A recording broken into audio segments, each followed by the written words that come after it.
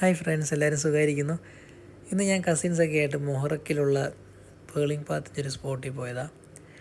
ഇത് പലരും മിസ് ചെയ്യുന്നൊരു സ്ഥലമാണ്. കാര്യം ഇവിടെ വൈകുന്നേരം ഒരു 6 മണിയൊക്കെ ആകുമ്പോൾ ക്ലോസ് ചെയ്യും.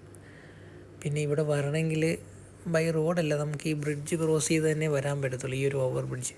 അത് നമ്മൾ എയർപോർട്ടിലോട്ട് പോകുന്ന വഴിക്ക് ഫസ്റ്റ് കാണുന്ന ഓവർ ബ്രിഡ്ജാണ്, മൊഹറക്കിൽ നിന്ന് എയർപോർട്ടിലോട്ട് പോകുന്ന വഴിക്ക്.